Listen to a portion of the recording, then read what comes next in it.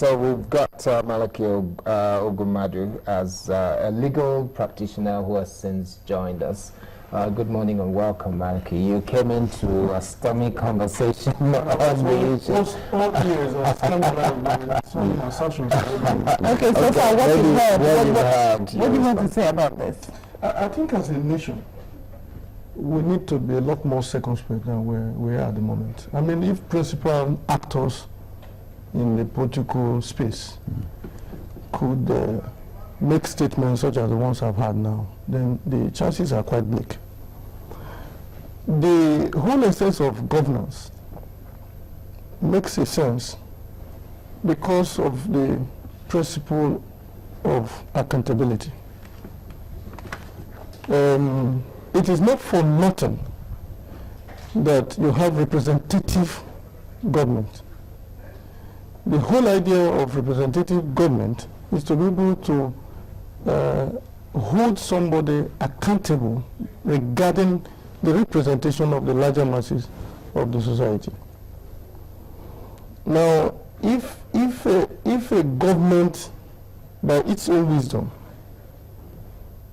creates and recognizes institutions to deal with an aspect of the national problem, i.e. corruption, because as I speak today, there are more than 3 or 4 statutorily created institutions to deal with corruption. The one is the Nigerian Police. You have the Economic and Financial Crimes Commission. You have the ICPC. You have the Code of Conduct Bureau. Indeed, perhaps it might interest you to know that all of these used to be the function of the Nigerian Police. But because we have failed and continued to rationalize why we must continue in that trend, specialized agencies were created, funded, sustained, just so that we minimize and moderate the incidence of that transgression. If it is no longer the concern of the government to deal with that challenge, I don't know whose responsibility it will be. Indeed, it will mean that the whole idea of that representative democracy has failed. Now, let me make this point clearly. I think it's no longer amusing that government has abdicated its responsibility.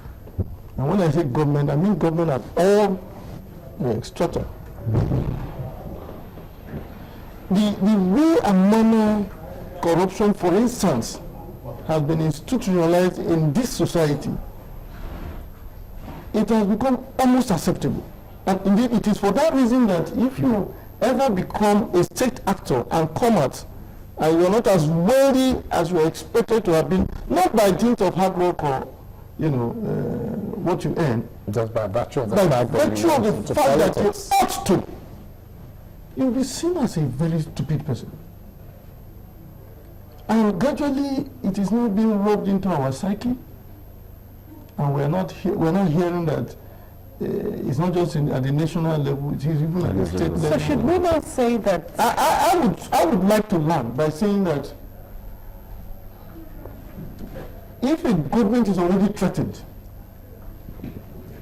by the prevalence of corruption, for instance, and it sees nothing wrong and takes no step, even if you have the proliferation of agencies constituted, created to deal with that, such a government should just leave the scene.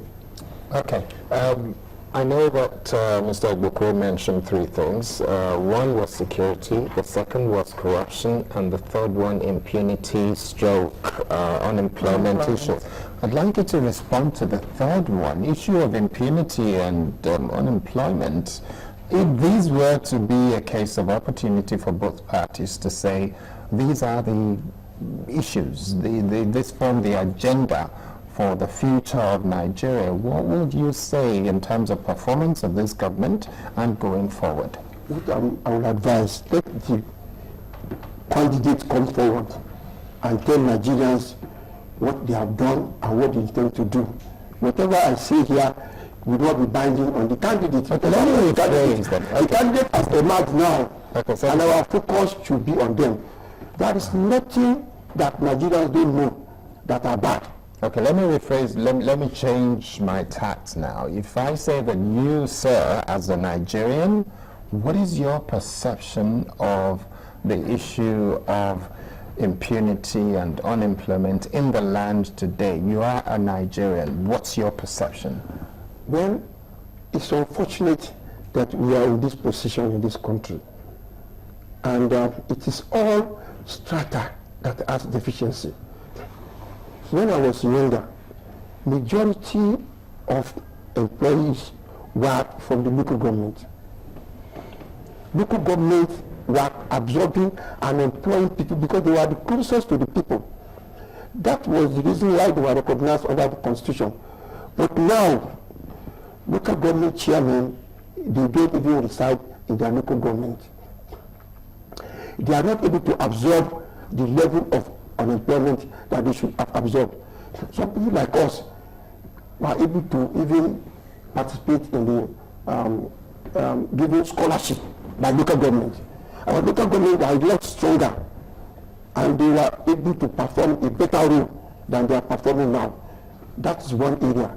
Our industries at that time were not federal government based, were regional based. All the Ikeja industrial estates belong to the Western region. So responsibilities were more on the regions.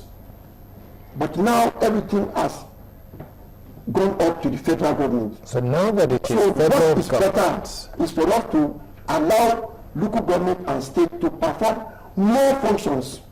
okay, let me Because ask you again, sir. they can provide more facilities than federal government. At federal government level, everybody believes it is nobody's territory.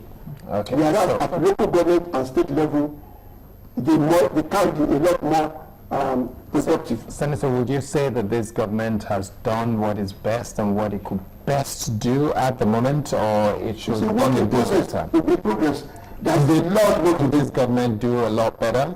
Every government is not static, it's a continuum. When you do your own, another person will come. It's what do you want to do in the next 4 years that is important. So, Malaki, then, what's your thought? You've responded to the issue of corruption. There is security or insecurity in the land, and then there is the issue of impunity. What will be your quick response to that? At the heart of this other crisis is also the question of corruption. And I'll give you an example. If you look at insecurity as it is, you would wonder why the Nigerian state, for instance, has been unable to deal with the latest ramification of corruption. I'm talking of the Boko Haram insurgents.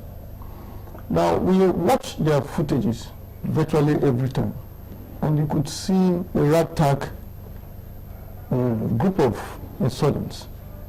Now, if you marry that, for instance, with the budgetary allocation to security in this country in the past 4 years, in addition to the much we also hear, you remember the South African episodes, you'll find that it is either the resources allocated are diverted or are not utilized for the purpose for which they were allocated in the first place. And so you would find the ugly hand of corruption operating freely in virtually all the crises that have presented itself in full figures in the country.